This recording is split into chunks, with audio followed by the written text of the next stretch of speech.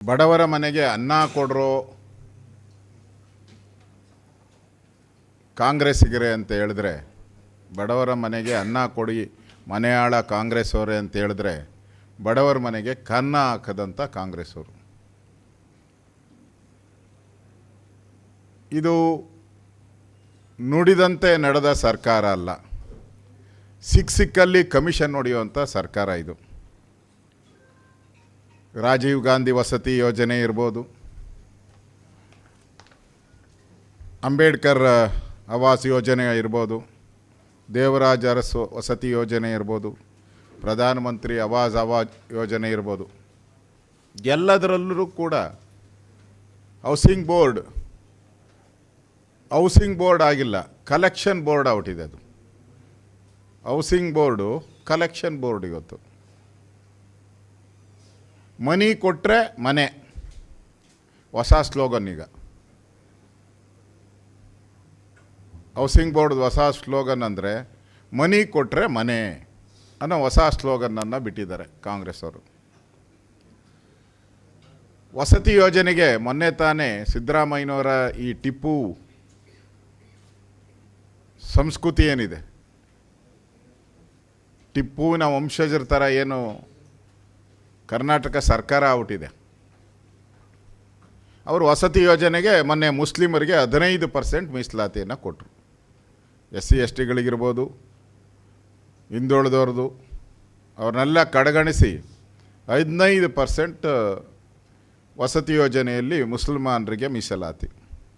ಹಿಂದೂಗಳಿಗೇನು ಅಂತ ಹೇಳಿದ್ರೆ 60% ಕಮಿಷನ್. ಹಿಂದೂಗಳ ಹತ್ರ 60% ಕಮಿಷನ್ನು, ಮುಸ್ಲಿಮರಿಗೆ 15%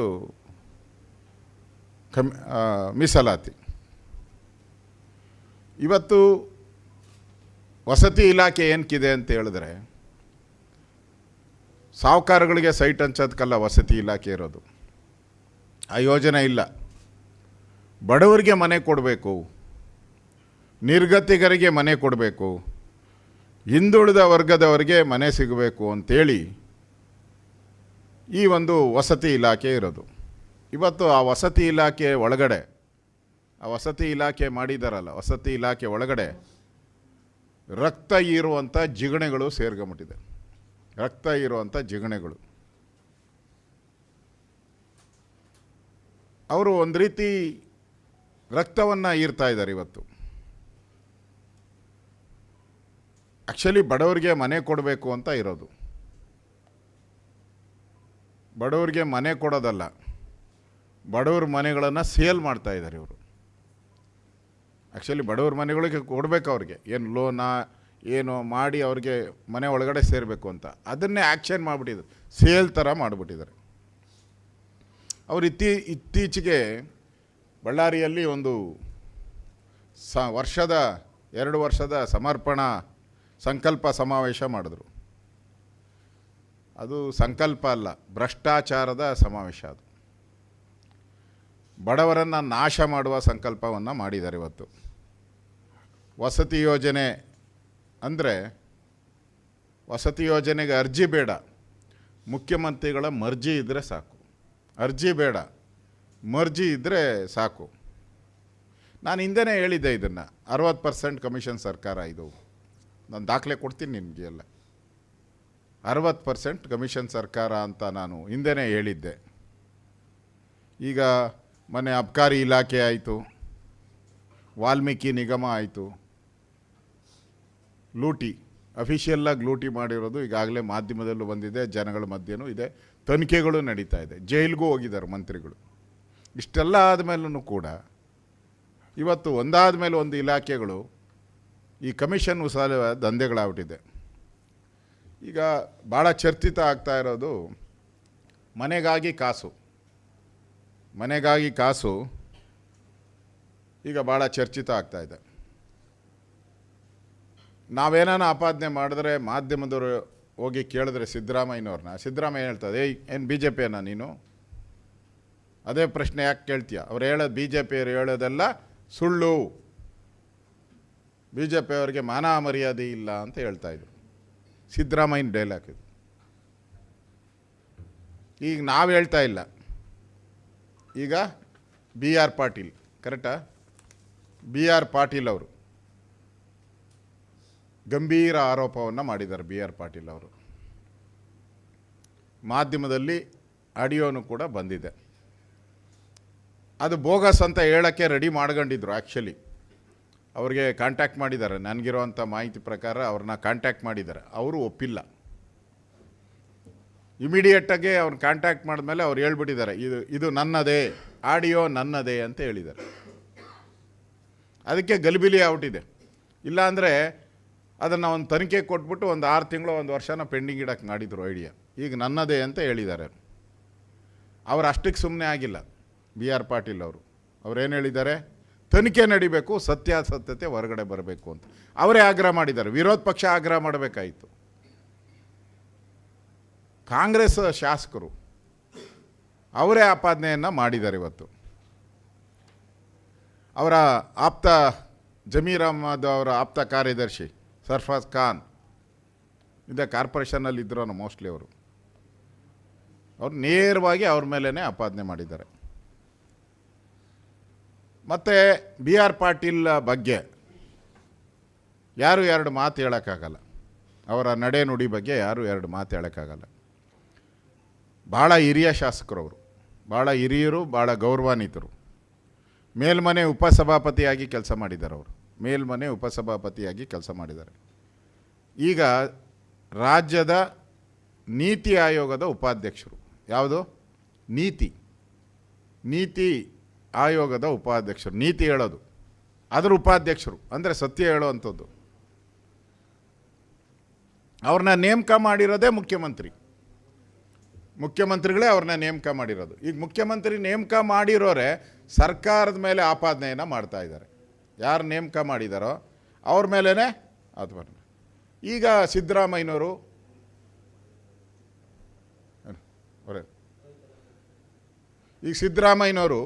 ಮೂಕರಾಮಯ್ಯ ಆಗೋಗ್ಬಿಟ್ಟಿದ್ದಾರೆ. ಸಿದ್ದರಾಮಯ್ಯ ಹೋಗಿ ಮೂಕರಾಮಯ್ಯ ಒಂದು ಆಕ್ಷನ್, ಒಂದೇ ಒಂದು ಮಾತೇನ ಬಂತ? ಬೇರೆ ವಿಚಾರ, ಮೋದಿ ವಿಚಾರ ಬಂದಿದ್ರೆ ಏನು ಮುಂದೆ ಓಡೋರು. ಮೋದಿ ವಿಚಾರ, ಮಾನ ಮರ್ಯಾದೆ ಇದೆಯಾ, ಏನೇನು ಮಾತುಗಳಾಡೋರು. ಈಗ ಮೂಕರಾಮಯ್ಯ.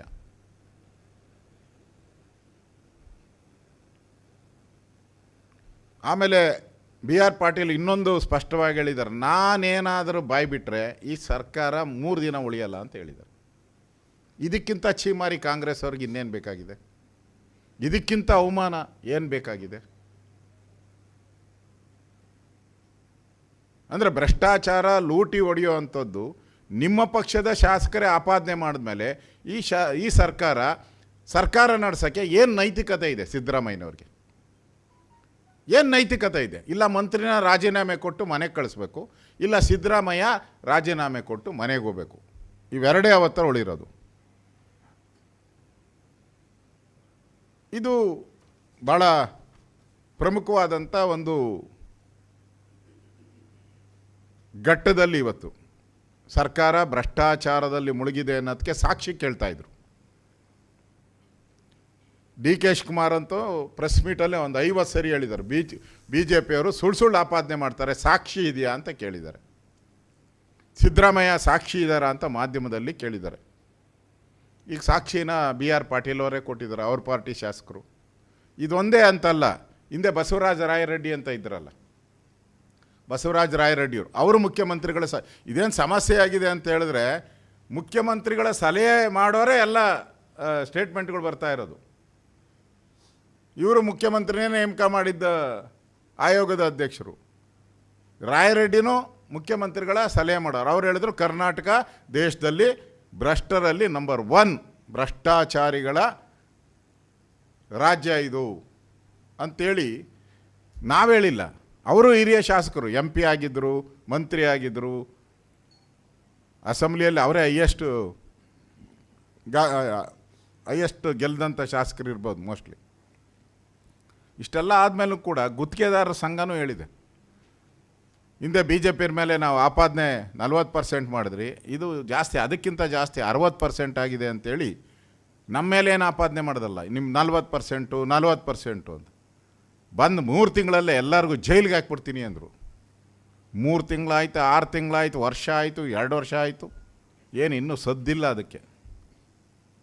ಏನೂ ಇಲ್ಲ, ಎಣ್ಣೆ ಸಿಗೋಕಾಯಿ ಏನೂ ಇಲ್ಲ ಅದಕ್ಕೆ.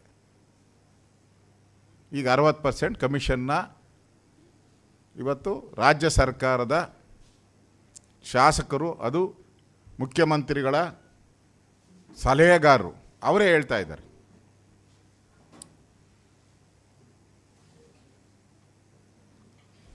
ಇವತ್ತು ಬಿ ಆರ್ ಪಾಟೀಲ್ ಇದೊಂದೇ ಅಲ್ಲ, ಹಿಂದೆನೂ ಕೂಡ ಅವರು ಹೇಳಿದರು, ಈ ಸರ್ಕಾರ 2 ವರ್ಷ ಅಂತ ಬಂದಿದೆ, ನಾನು ಯಾವ ಮಕ ಇಟ್ಕೊಂಡು ನನ್ನ ಕಾನ್ಸ್ಟಿಟ್ಯೂನ್ಸಿಗೆ ಹೋಗಲಿ, ಒಂದೇ ಒಂದು ಅಭಿವೃದ್ಧಿ ಮಾಡೋಕ್ಕಾಗಲಿಲ್ಲ, ಒಂದೇ ಒಂದು ಅಭಿವೃದ್ಧಿ ಮಾಡೋಕ್ಕಾಗಿಲ್ಲ ಅನ್ನೋ ಮಾತನ್ನು ಹೇಳಿದ್ದಾರೆ. ಮತ್ತು ಮುಖ್ಯಮಂತ್ರಿ ನಾನೇನು ಹೋಗಲ್ಲ, ನಾನೇನು ಮುಖ್ಯಮಂತ್ರಿ ಮನೆಗೆ ಹೋಗಲ್ಲ, ಮುಖ್ಯಮಂತ್ರಿ ಕರೆದು ಹೋದರೆ ನಾನು ಇದನ್ನೇ ಹೇಳ್ತೀನಿ. ಡಿ ಕೆ ಶಿವಕುಮಾರ್ ಏನು ಹೇಳಿದ್ದಾರೆ? ಡಿ ಕೆ ಶಿವಕುಮಾರ್ ಅದೇನು ಯಾವಾಗೂ ಒದ್ದು ಕಿತ್ಕೊಂತೀನಿ ಅನ್ನೋದು ಯಾವಾಗೂ ಗೊತ್ತಲ್ಲ ಅವ್ರದ್ದು. ಒದ್ದು ಕಿತ್ಕೊಂತೀನಿ, ಹಂಗೆ ಏನು ಕ್ರಮ ಅಂತ. ಈಗ ಆ್ಯಕ್ಷನ್ ತೊಗೊಂಡ್ಲಿ ನೋಡೋಣ ಬಿ ಆರ್ ಪಾಟೀಲ್ ಮೇಲೆ. ತಾಕತ್ತಿದ್ರೆ, ದಮ್ಮಿದ್ರೆ ನಿಮಗೆ ತಗೊಳ್ಳಿ ಆ್ಯಕ್ಷನ್. ನಿಮ್ಮ ಸರ್ಕಾರದ ಮೇಲೆ ಕಮಿಷನ್ ಆರೋಪ ಮಾಡಿರೋವಂಥದ್ದು ನಿಮ್ಮ ಪಾರ್ಟಿಯವರೇ. ಇಲ್ಲ ನೀವು ರಾಜೀನಾಮೆ ಕೊಡಬೇಕು, ಇಲ್ಲ ಅವ್ರು ರಾಜೀನಾಮೆ ತಗೋಬೇಕು. ಇದು ಬಿ ಜೆ ಪಿಯ ಡಿಮ್ಯಾಂಡ್. ಇಲ್ಲ ನೀವು ರಾಜೀನಾಮೆ ಕೊಡಿ ಕರಪ್ಷನ್ ಇದರಲ್ಲಿ, ಇಲ್ಲ ಬಿ ಆರ್ ಪಾಟೀಲ್ ಮೇಲೆ ಕ್ರಮ ತೆಗೆದುಕೊಳ್ಳಿ ನಿಮ್ಗೆ ದಮ್ಮಿದ್ರೆ, ನಿಜವಾಗಿ ನಿಮ್ಮ ಕಾಂಗ್ರೆಸ್ ಪಾರ್ಟಿ. ಇಲ್ಲ ಅಂದರೆ ಏನು ಅಂತಂದರೆ ಇಡೀ ದೇಶಕ್ಕೆ ಬಿಹಾರ್ ಎಲೆಕ್ಷನ್ ಬರ್ತಾ ಇದೆ. ಬಿಹಾರ್ ಎಲೆಕ್ಷನ್ಗೆ ದುಡ್ಡು ಹೊಂದ್ಸೋಕ್ಕೋಸ್ಕರ ತಾಮುಂದು ನಾ ಮುಂದು ನೀ ಮುಂದು ಅಂತೇಳಿ ಪ್ರತಿಯೊಬ್ಬ ಮಿನಿಸ್ಟ್ರೂ ಕೂಡ ಕಲೆಕ್ಷನ್ ಮಾಡೋಕ್ಕೆ ಹೊರಟಿದ್ದಾರೆ.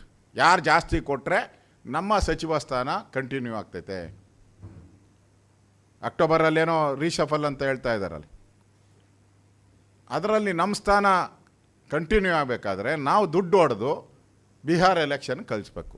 ಆ ಬಿಹಾರ್ಗೆ ATM ಮಾಡೋಕ್ಕೋಸ್ಕರ, ಬಿಹಾರದ ಎಲೆಕ್ಷನ್ನ ATM ಮಾಡೋಕ್ಕೋಸ್ಕರ ಇವತ್ತು ಇದು ದೊಡ್ಡ ಭ್ರಷ್ಟಾಚಾರವನ್ನು ಇವತ್ತು ಈ ಸರ್ಕಾರ ಮಾಡ್ತಾಯಿದೆ. ಆದ್ದರಿಂದ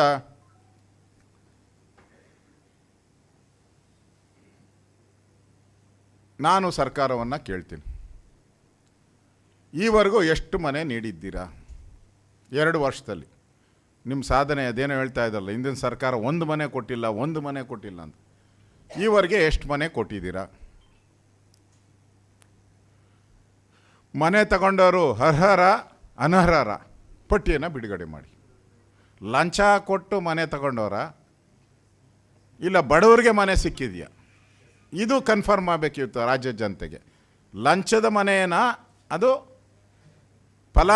ನಿಜವಾದಂಥ ಬಡವರ ಮನೆನ, ಅದು ತೀರ್ಮಾನ ಆಗಬೇಕು. ಅದಕ್ಕೆ ಎಷ್ಟು ಮನೆಗಳು ಯಾರ್ಯಾರು ನೀಡಿದ್ದೀರಾ ಅಂತ ನೀವು ಪಟ್ಟಿಯನ್ನು ಬಿಡುಗಡೆ ಮಾಡಿ. ನೀವು 2024ರ ಫೆಬ್ರವರಿಯಲ್ಲಿ ಬಡ್ಜೆಟ್ ಮಂಡನೆ ಮಾಡಿದಾಗ 12 ಲಕ್ಷ ಮನೆ ಕಟ್ಕೊಡ್ತೀನಿ ಅಂತ ಹೇಳಿದ್ರಿ.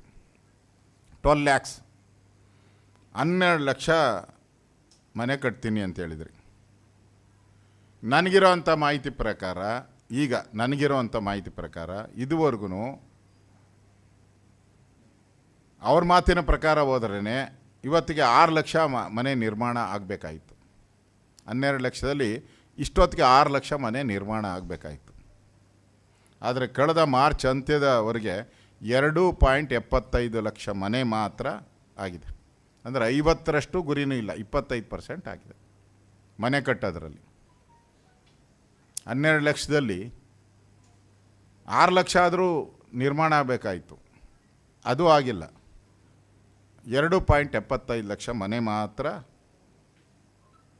ಕಟ್ಟಿದ್ದೀರಾ ನೀವು. ನಾನು ಹಿಂದೆನೇ ಹೇಳಿದ್ದೆ, ಬಡ್ಜೆಟ್ ಆದಾಗ ಮುಂದೆ ಕಾದಿದೆ ಮಾರಿ ಹಬ್ಬ ಅಂತ. ಮಾರಿ ಹಬ್ಬ ಮಾಡ್ತಾಯಿದ್ದಾರೆ, ಒಂದೊಂದೇ ತೆರಿಗೆಗಳನ್ನು ಹಾಕಿ ಬೆಲೆ ಏರಿಕೆಯನ್ನು ಮಾಡಿ 5 ಗ್ಯಾರಂಟಿಗೆ ಹಣ ಹೊಂದ್ಸೋಕ್ಕಾಗದೆ, ಆ ಗ್ಯಾರಂಟಿಯವ್ರಿಗೂ ಗ್ಯಾರಂಟಿ ಇಲ್ಲ ಈಗ ಹಣ.